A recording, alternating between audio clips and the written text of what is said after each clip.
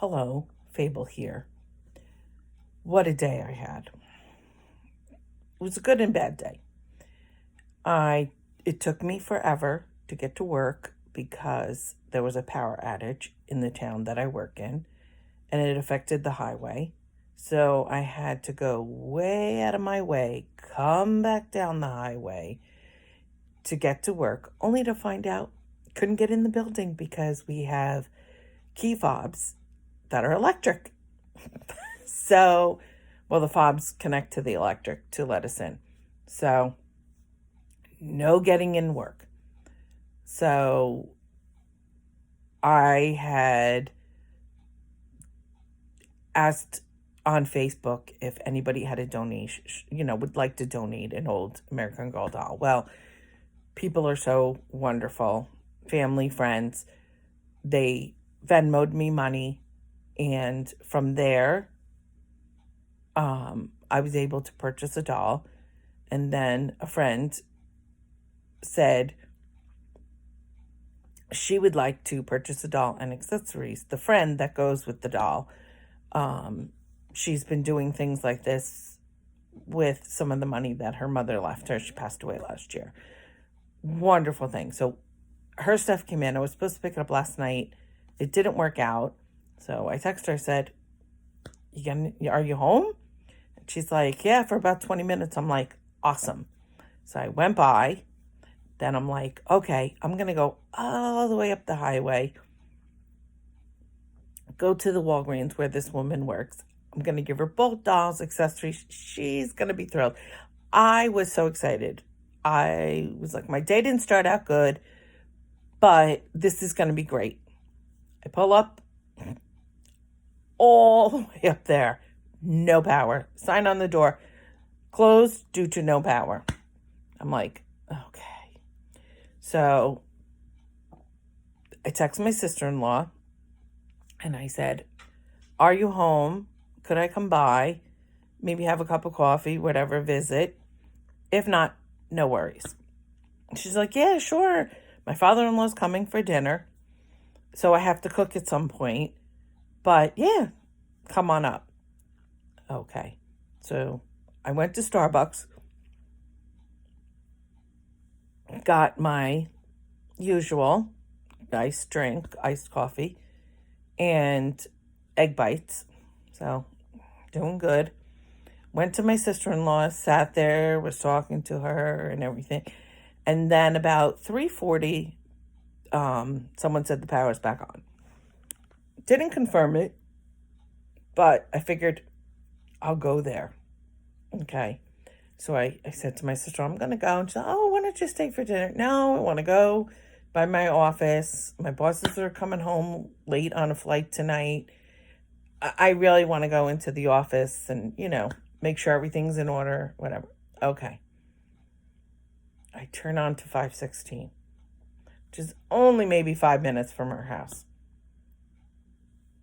Bumper to bumper traffic. Now I'm thinking, okay, it's baseball because there is two baseball fields and the traffic does get backed up. So, no, got past the baseball field after 20 minutes only to see the road is closed. Police cars, utility trucks. Excuse me. It's getting late here. I don't know. It looked like there was ambulances. I could tell a lot of flashing lights, and we're not letting anybody through. So my GPS tells me to turn at the light. I turn at the light, and it's telling me to take the first street, make a U-turn. I'm like, ugh. I followed these cars in front of me. Took me into a park. So I had to turn around, come back out, and I text my sister-in-law. I said, I'm coming back because I can't get that way. So, useless. Plus, I forgot my sunglasses there. So, and they're my favorite sunglasses. Oh, so tired. I don't know why. I apologize. So I go back to my sister-in-law's. As I round the corner, I see all these police cars pulled, in front of my niece's house, which is right next to her mother's, my sister-in-law's, and pulling up to her. And they're all like, you know, like something's majorly wrong. And comes to find out, the school, for whatever reason, have my niece's address, which is, she's only 2 doors down from the school, as their registered address with the alarm company. Because then my other niece, who lives across the street, her husband comes out and says, I hear the alarm going off in the school. So the cops go, there you go. That must be it. Oh, okay, I'm so sorry. Oh my gosh. So they then go to the school, and there. So I go back in my sister-in-law's. I have dinner. She had ziti. I had a big plate of salad though first before, and I didn't do a lot of ziti. Did some. So that was all she had for dinner. And then I left there, I went to work, stopped in, made sure everything was. So overall, like I said, good and bad things throughout the day. But the one thing, I'm praying, I'm not jinxing it by saying anything, I have been waiting for affordable housing. I qualify on my salary. Just qualify, but I qualify. Application in the mail for this new construction. They have 55 and over, and they also have like family units. So I'm praying I get this. I mean, it's only a 1-bedroom. I really would like a 2-bedroom, but I only qualify for a 1-bedroom. Rent so much cheaper. Let's see. Not quite half. Just a little over half of what I'm paying now. Big savings for me. I don't need a lot of room. Like I said, I'd like a 2-bedroom, but so my day started out going round and round the mulberry bush, taking forever trying to figure out a way to get to work. Then my sister-in-law's, which was nice. Then leaving, getting, again, traffic, road closed, back to my sister-in-law's, all these cop cars, which turned out to be nothing. Had a nice dinner. Her father-in-law came over. My nieces and nephew came over, with their kids. So very nice visit. Come home, go to the office, clean up some things. Power's back on, thank God. And then this. So overall, I would say it was a good day. And my sister-in-law said, you know what? You wanted to leave, go to your office, spend hours there. I'm so sorry. I do not know why I keep yawning. I know some people will say, why wouldn't you re-record? I am who I am. I'm tired. I'm yawning. So she said something in the universe was telling you, just take a day to rest. Just relax today. Just take it easy. Today is your day. Well, I don't know about that, but I do know I am thrilled and praying so hard I get this affordable housing. It's not far from here, about 20 minutes, so I'll still be close. And my granddaughter might not be so happy about that. I think she's going to take it the toughest, us living apart, because she's very attached. But that's okay. So, and I don't know why I'm so exhausted. It is not quite 10 o'clock. So, I don't know. But I didn't get as much walking in as I would have liked to today, because the plan was to get up, go to the gym and walk at the treadmill, but forgot to change. I have my alarm set so that every day it goes off at the same time. And I didn't change the time, but I also was having a second alarm. Like I was setting for the gym, which I did yesterday, which I turned off, doesn't even remember that. And so I must have shut it all the way off because I had it set to go off before 6. So I figured, an hour at the gym is good walking. Usually I walk 60 minutes. So, and get 5 miles in. Right? 5 miles? I think it's 5 miles. Maybe it's 10. Or maybe it's a mile, isn't it? No, it's more than a mile because I do 20. I don't know. I'll have to figure that out. But I really, really, really wanted to get up and walk. So I felt like a little defeated in that respect that I didn't get up until the regular alarm went off at like 7. So I did feel a little defeated in that. So I have to remember to set the second alarm. Well, no, tomorrow night I'm walking. So I don't need to go to the gym in the morning because I'll be walking at night. And I'll get my steps in. Oh, excuse me. I'm, again, so sorry that I'm keep yawning. I don't know why I'm yawning so much. It's been later than this one I've recorded and not yawn so much. But we have days like this. But today was a weird day. But again, I feel so at peace, at ease, at like, I don't know. It feels like something has been lifted. Like you're like, oh, you're planning something, planning something, planning something, planning something. And then it kind of works out, or I don't know. I just feel like, and I watched this, maybe that's it. I watched this thing, one of the realtors where I used to work at the real estate law firm. He was in all the time, know him over 6 years. This little girl, heartbreaking. At 2 had cancer. At 3 went in remission. At 5 it came back. And she passed away. Just a little over a month ago.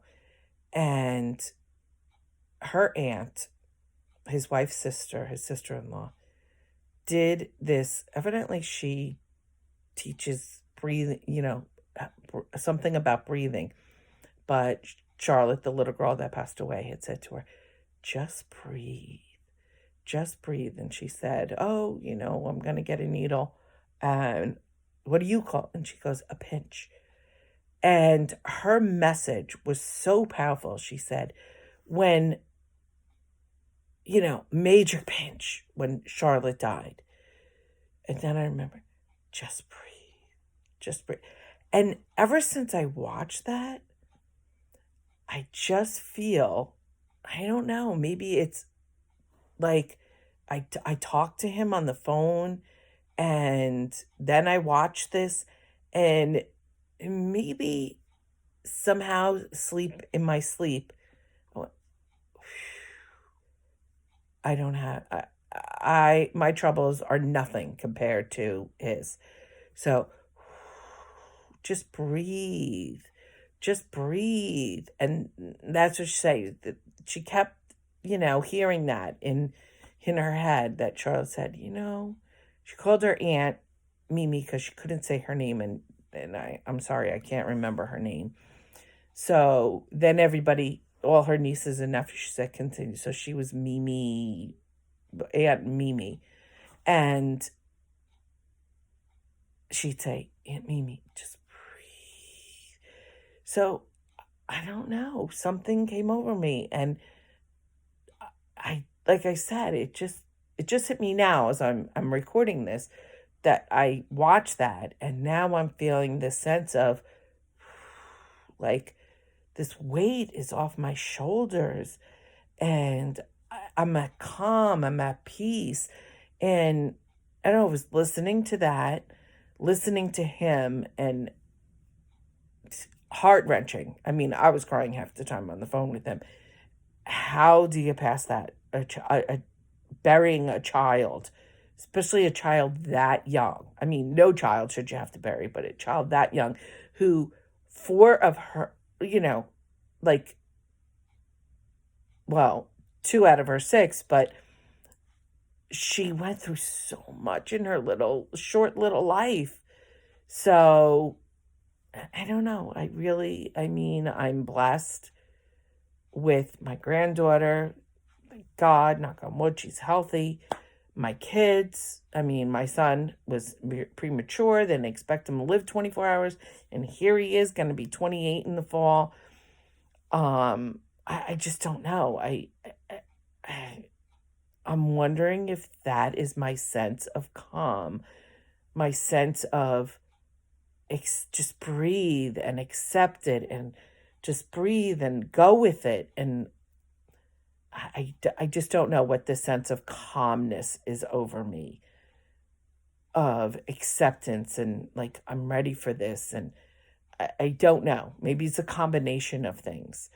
But I hope, and if anybody would like to hear her story, let me know. I'll share the link for the Aunt Mimi's Just Breathe. She goes through her whole story and she explains how she teaches breathing in, breathing out. Maybe she teaches yoga. I'm not really sure. But this was so powerful, her message. It's about 15, 20 minutes long. But such a powerful message. It really, it'll have you in tears. It had me in tears. And so just comment if you want the link below.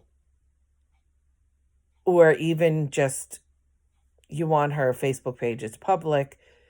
It was Go Fight Win Charlotte. And see this journey that this little girl went on in her family. And it really makes you appreciate all the things in your life.